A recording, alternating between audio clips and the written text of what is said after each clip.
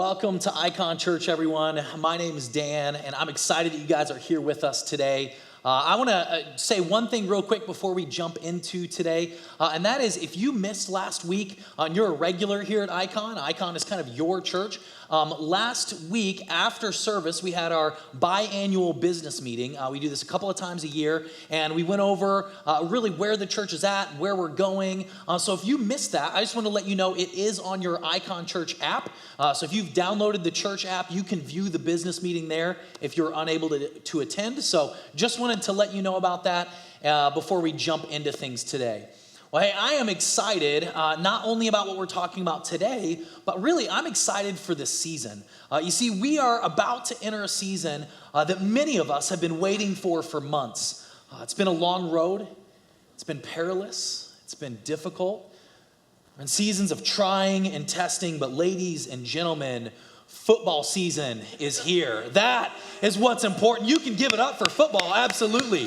Thank you.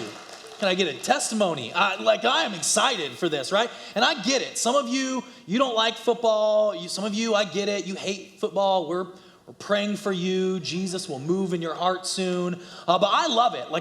We are Saturday. We are 1 week away from the start of college football. I can't wait. This is the best picture I could find. Not that anyone's watching Kentucky games. But anyway, I love this season. I love the NFL starts. The regular season starts in about 2.5 weeks. I love it. I love high school football, especially here in Texas. It's like its own phenomenon. I love it. It's great. I used to live up north in northern Illinois, and I also loved that this time of year also brought some cooler weather. Not so much here in Texas. We've got another good 3 or 4 months before that comes. But anyway, I love this. And I was thinking about football, and I was thinking about this season. I was getting excited because for me, it's a part of my childhood. It's a part, I played football all growing up. My sports in high school, I loved football and I loved wrestling. And not like the WWE wrestling, jumping off the top ropes wrestling, the other kind, the real kind. And I realized I was talking to a friend recently, and we were talking about sports, and something clicked, and they informed me, and I realized that about me, my sports, I'm not exactly what you would call a finesse player, right? I never golf. Any golfers, any of you guys just love golf? Any golfers out there? Okay, so a few of you. I am awful. Really, really bad at golf. And I get it. This is what people say when people ask me to go golfing, and I'm like, no, I'm really bad. And they're like, oh, so am I, don't worry. And I'm like, oh, you don't even know, right? I remember I got a new job at this church one time, and it was the first event I went to, and my boss, the pastor was like, I want you to come on this golf thing with all these pastors. And I was like, no, I'm really bad. And they're like, oh, so are we. And I'm like, oh, okay. And I remember we were teeing off, hitting the ball this way is where we were supposed to be going.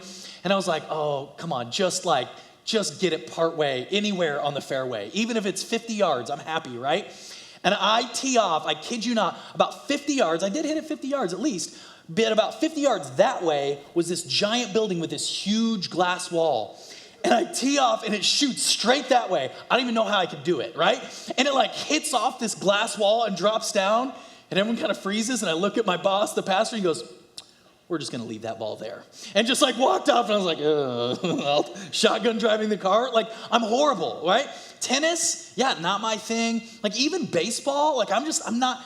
In fact, Kelly, my wife, grew up playing softball, and one of our first dates, we went to the batting cages, and she schooled me. Here's the deal. Finesse isn't my thing. I'm really, really good at knocking people down. I can do that in spades, right? The sports I play, the more physical, the better, right? And I miss getting to play football because I'm getting a tad bit old for tackle football, right? And for whatever reason, my wife says that I shouldn't play rugby because I have a proclivity to get hurt, and she doesn't want to go bankrupt on medical bills, and I cannot tone it down, right? I love to just go all out, and she's not a fan of that. And I remember, because when I played high school football, I remember my last game. It wasn't I was good enough to play college ball, so I knew I was done. And if any of you played football, you remember the last time you're taking your helmet and your pads off, just knowing I'm probably never going to play football like this again, and I miss it. And there are moments, especially when football season picks back up, that I think, I still got this, right? Like the Uncle Rico in me comes out a little bit and I think I can still hang, right? And there are times that I'm like, man, I think I could do this. And then there are moments that I see things like this and I think, it's probably better just to stay on the couch. Why don't you check this out?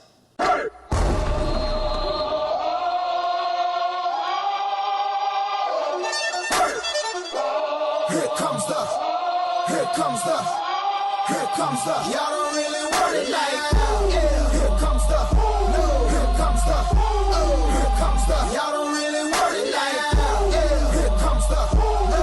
Here comes the, oh. Here comes the, y'all don't really want it like that. E-double-L. I said so. I keep big bills up in my heart on the dirty like Bledsoe.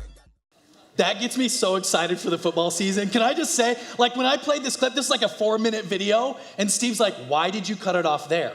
Right? Like the video is much longer. We can just watch all of it, right? Like I get so excited for this. It also is a little weird because I'm like, I'm pretty sure we just watched at least half a dozen traumatic brain injuries there. Like, right? Like those people got messed up. And at moments like that, I think it's probably better that I stay on the sidelines, but it's also moments like that I remember what it was like to be a part of a team, right? Like any of you that were a part of a team like that, maybe you remember the kind of camaraderie you had. Or maybe it wasn't sports. Maybe for you it was being a part of a band, or maybe it was something else where you just felt like this closeness, maybe it was a fraternity or a sorority. I've talked to friends that have been in the service and they talk about the challenges they experienced, but the camaraderie that they had with the people there alongside them was something like they've never experienced before. And I think there's moments in life that we think back to times like that and we kind of miss that kind of community. And I've noticed in culture and in society, more and more increasingly, people are becoming more and more isolated and feeling more and more lonely. In fact, studies have been done, and loneliness just isn't a problem. Loneliness is actually an epidemic in America. There was recently a study that was done by Cigna Health, and Cigna Health found that 46% of U.S. adults report sometimes or always feeling lonely, and 47% report feeling left out. This feeling of missing out on what's going on. That means, statistically speaking, that likely about half this room, you feel like you're missing out. About half this room, you either always or at least sometimes feel lonely. And I think it's interesting that in a day and in an age and a culture that in some ways feels more connected than ever, through digital means, we're also more isolated than ever. This was brought to my attention by a book I read about 10 years ago, a book called Flickering Pixels by Shane Hipps. And he contrasts and compares different types of culture.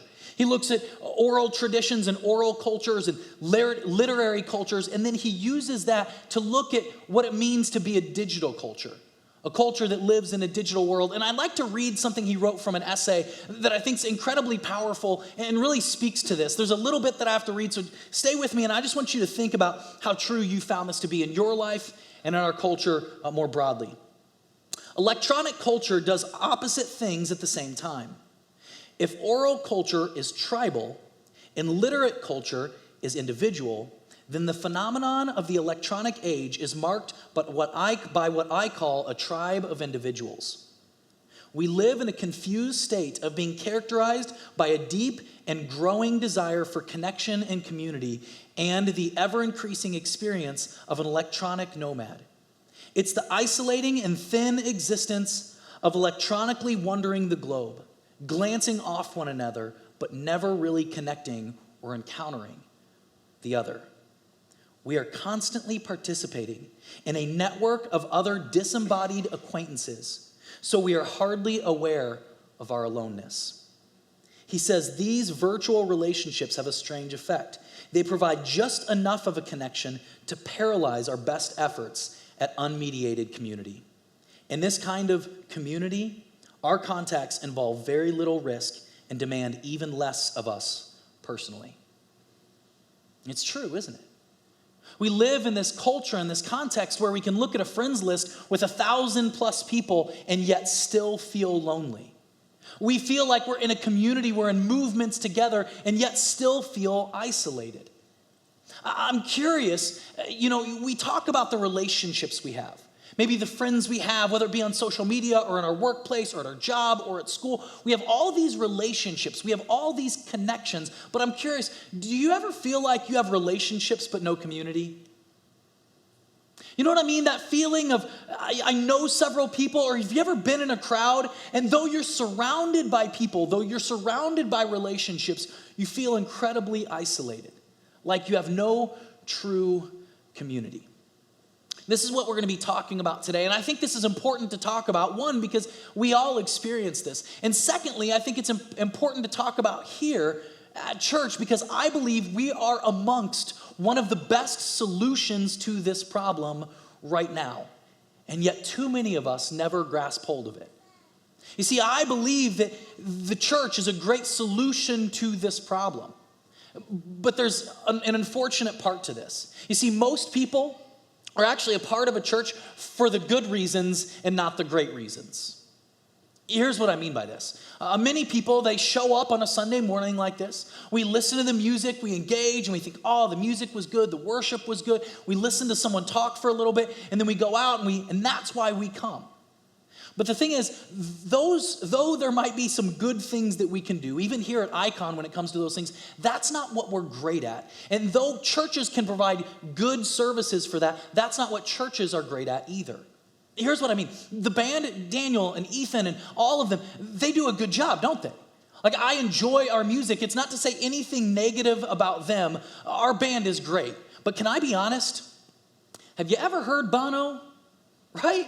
Like, Ethan's great on the guitar, right? Have you ever listened to The Slash? Right? Like, there are musicians that are phenomenal, right? They are like world-class musicians. And if worship is your thing, there are worship artists and worship bands that sell like hundreds and thousands of albums, and you can get to that music with the click of a button, right? Like, any one of you, if you want a great worship experience, you could go to a concert. Or for free, you could get out your phone and jump on Spotify and listen to some of the best worship music out there, right?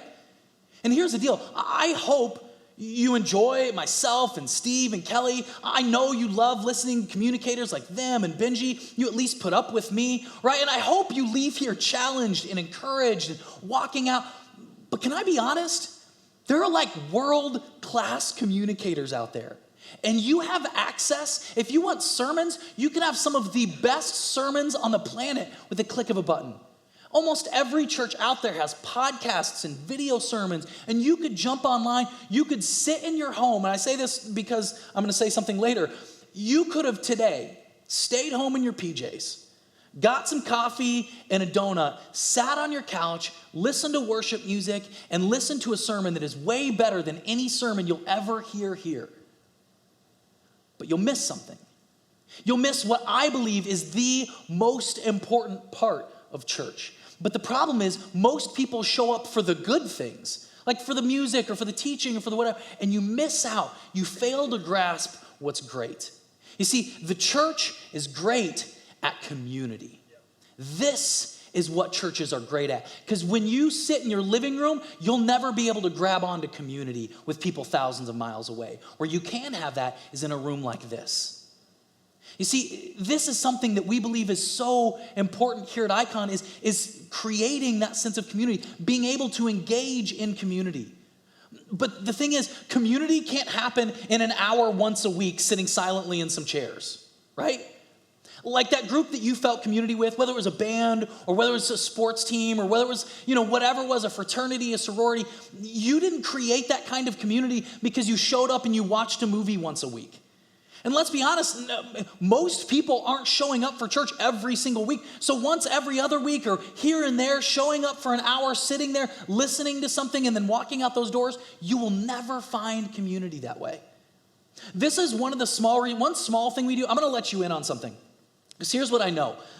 Many times, at the beginning of every service, towards the beginning, there's a time where we're done singing songs and we say, we want you to turn and greet some people around you. And I know this is a trying time for some of you introverts out there, right? Because you're like, I wish you would have told me this. I would have gone to the bathroom 3 minutes ago so I could have avoided this whole mess. Like, I don't want to talk. Some of you pretend like, oh, look, I got a phone call. And it's like, oh, and you try to get out of it. I know who you are because my wife is one of you, right? And you hate that, right? Like you just don't want to do that. Here's why we do this. I want to let you in on something. The reason we do that isn't to fill time. It's not to make for a transition. It's because we want at least there to be one moment where you engage with another person, where someone looks in your eye and says, hey, how are you doing? I'm glad you're here. My name's Dan. Like, I want at least every person to have an opportunity to truly be seen while they're here. I don't want anyone to walk through those doors and experience an entire morning where no one truly sees them. So if that can be one moment, if that can be one time where we can make sure some level of like, I see you takes place, that's why we do it. That's why we do this. And what's so great about church is here's the reality. And this is true of pretty much all humanity. Humanity, people, we kind of self-select to people like us. Think about your closest friends. More than likely, they're people like you. Humanity self-selects usually into about the same socioeconomic groups, people that have the same values, that have the same likes, that are similar to each other. This is normal. People who vote similar, people who believe similar, people who like the same sports. Usually, people self-select into groups of people like themselves. And that's what makes the church so amazing, because all of you are so weird, right? Like, and I mean that in the most loving way possible. You are so different from each other. Like, if you really got to know each other, you would find out, man, there are people that think totally differently than me, that have completely different values, that like things that are completely different from me. And church is a place in all of our weirdness and all of our difference that we get to come together in the midst of that. Where else do you get community like this? That's what the church is about. And you see, I believe this is exactly what Jesus modeled. He kind of set this up. He said, let me show you what this looks like. If you look at Jesus and his followers, his disciples, the people he was raising up, I want you to look at how he did life with them. Because did Jesus say, hey, here's what we're going to do. Once a week, I want you guys to come to the temple. I've got Matthew. He's prepared something on the harpsichord, and he's going to play a little ditty, and then we're going to sing together, and then I have a sermon I'd like to give for about 25 or 30 minutes, and then you will be dismissed, and you can grab a piece of bread on your way out. No, like that's not, they lived life together. Here's what John's gospel records of Jesus saying. Jesus speaking, this is my command. Love one another the way I loved you. This is the very best way to love. Put your life on the line for your friends. You are my friends when you've done the things I've commanded you. He continues on, I'm no longer calling you servants because servants don't understand what their master is thinking and planning. No, I've named you friends because I've let you in on everything I've heard from the Father. Jesus is saying, guys, you're not like just followers. You're not just some servants. You're not my students. You're my friends. We've gone everywhere together. We've lived life together. We've created community. Jesus modeled it and has shown us this is what it looks like. So in this kind of world where we're trying to find, what does community mean, right? Like, what does community look like? We talk about the importance of community. We talk about the church is supposed to be best when it's doing community. What do we mean by community? What does community look like? You see, I believe that church is community when church is friendship. That's what it is. I think community done right at a church is when you walk in and you see your friends. And you see people that you've met because you've come here. Maybe not friends that you had outside and then came with you when you came in. But people you've met in this place that have become friends of yours. That's when we know we're doing community right. When in all of our difference, we are creating friendships and relationships because of this place. That is community. And I love this. Again, what's so unique about the church when it's doing this? The community in church, it isn't found in how alike you are to people, but in how different you are. That's what makes it special. That we can be so different. That we can be so diverse in so many ways, but yet come together for a common cause. To show love to this world. To become more like Jesus. And we say we can rally around that. That's what makes community in church so special. And it wasn't just that Jesus showed us this lofty ideal that we've never been able to reach. The early church modeled this. They said, okay, that's what it looked like for an individual in the community he created. What does it look like for us as a church? And this is recorded in the Acts of the Apostle. And I want to read for you what it looked like for the early church. Here's what it looked like for them. And all the believers lived in a wonderful harmony. And just that. What if the church is so splintered. Many times we like to elevate the things we disagree on, but they lived in wonderful harmony, holding everything in common. They sold whatever they owned and pooled their resources so that each person's need was met. They followed a daily discipline of worship in the temple, followed by meals at home, every meal a celebration, exuberant and joyful, as they praised God. People in general, the community, loved what they saw. Every day their number grew as God added to those who were being saved. Now here's the thing. I'm not going to ask you we're going to start showing up at church every day. We're going to start meeting in people's homes every day. I want you to all bring in your 401ks and your titles and your mortgages. We're going to pool them all together. No, because we don't live in that same culture, right? That was an agrarian society in the first century Palestine. We don't live in the first century in Palestine any longer. So what does it look like for a church in 2019 here in America to live out these values? It's not about trying to do exactly what they did. It's looking at what they did, understanding their culture and their context and saying, what does this mean for us? For example, this is one of the reasons why we do the reverse offering. When we started as a church, we talked about this exact passage. We said, what if we were a church that when some people had extra, they dropped extra cash in? And when somebody had significant need, as that bucket passed by, what if they could just take that cash out and use it for those needs? What if we were a community like that cared for each other's needs like that? That is church at its best. And the thing is, in America in 2019, next year, 2020, the thing is for us, the best way people experience that kind of community and connection, for us in this day and age, it's Sunday mornings. That's how people make that initial connection to create community. It's still through services like this. And will it always look like this? I don't know, but it looks like this now. So for us, Sunday morning is the way that connection happens, that community grows out of. In fact, serving people on Sunday is the doorway through which connection and community walks through. It's just how it happens. So what we want to do is we want to serve people well when they come into Icon. We want people to feel like their needs are taken care of, that needs maybe they didn't even know they had are being taken care of.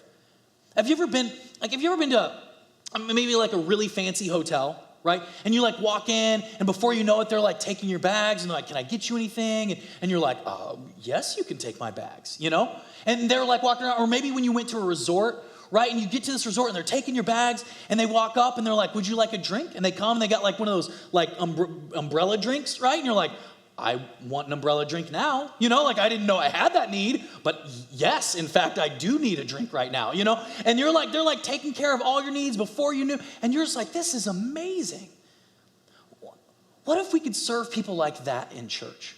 What if we did that for people? I mean, maybe not the umbrella drinks, although might not be a bad idea, right? But as soon as people came in, we're taking care of their needs. Hey, how can I help you?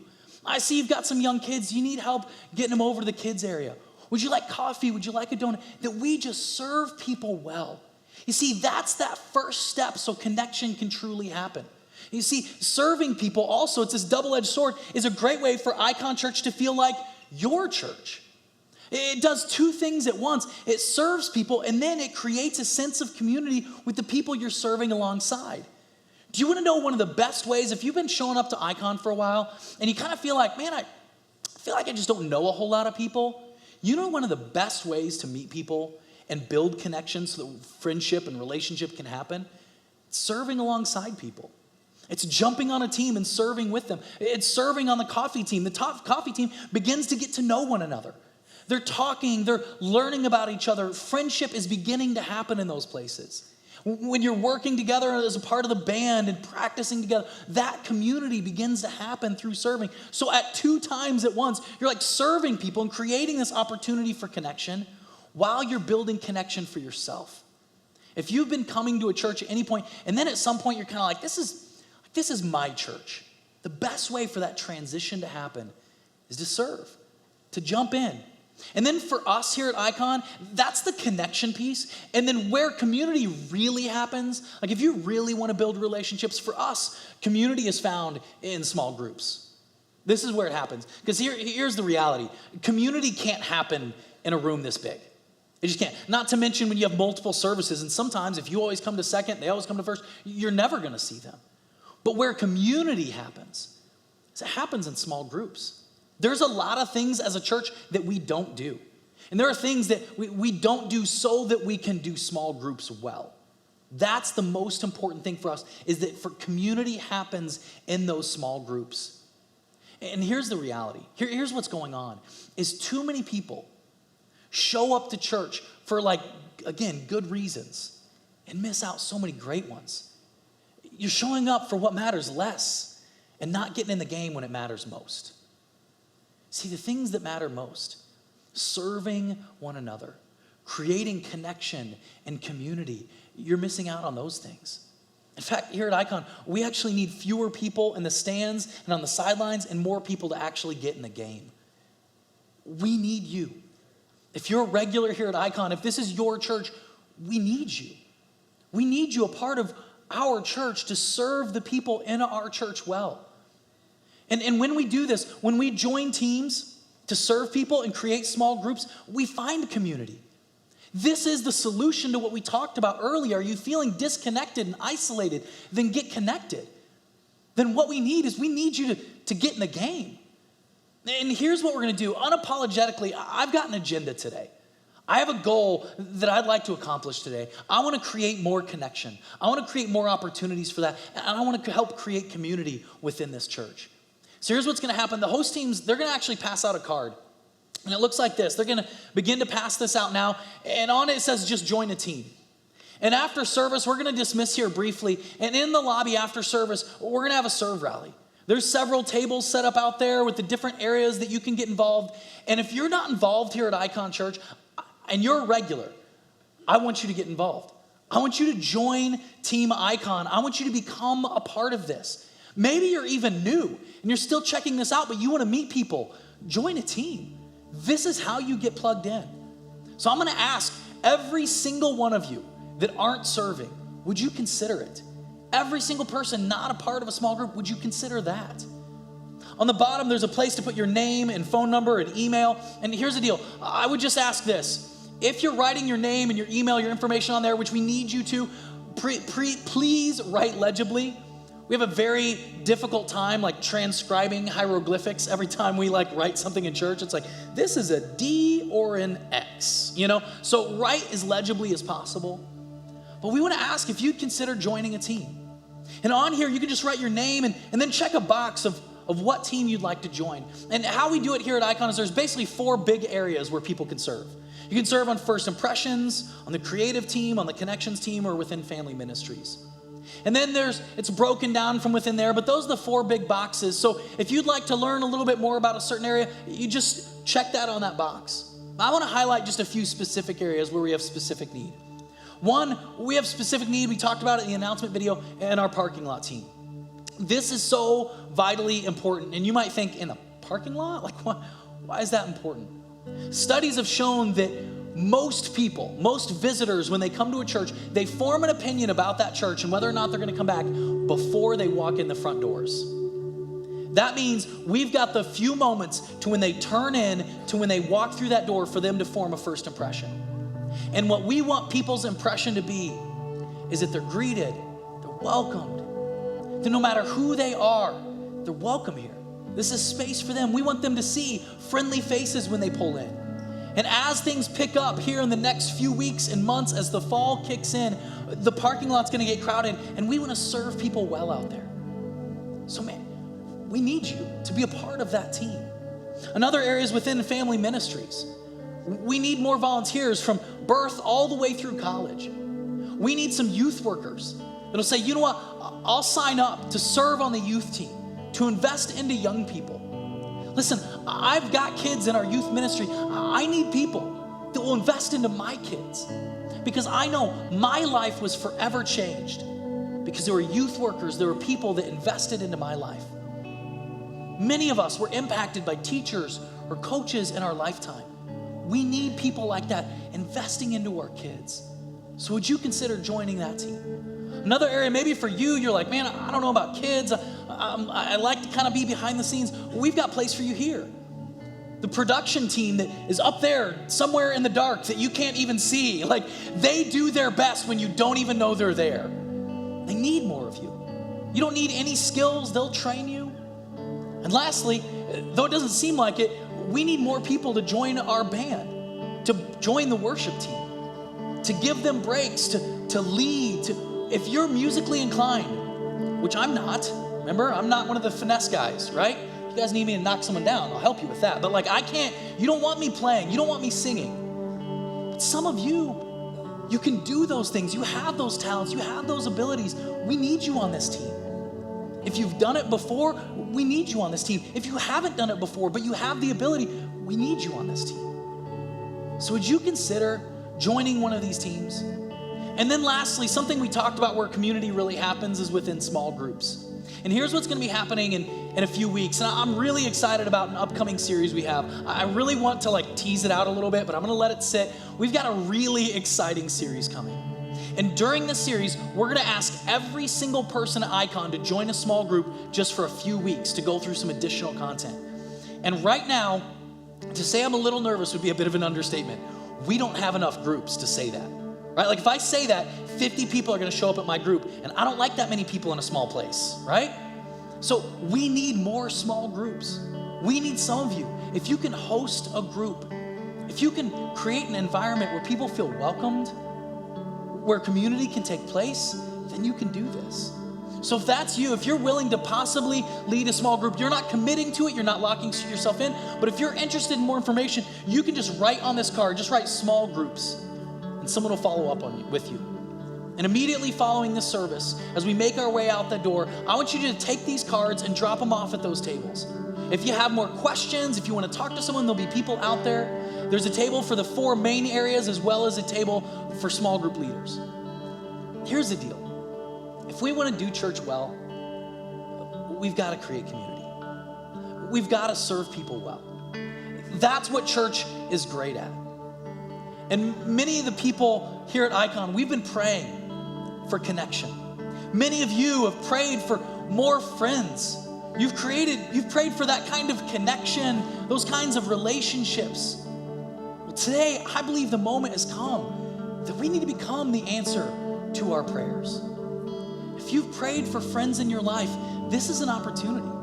If you've felt lonely and isolated and alone, here's an opportunity for that to change. And your church needs you to get in the game, to get off the sidelines, and to jump in. So would you consider just filling out that card, checking an area to serve in, and dropping it off at those tables? The band is gonna sing one final song, and then we'll dismiss, and you'll be free to go to the serve rally, and then you can have just a great day. But let's be the answer to these prayers we've been praying. Amen? Let me pray for you.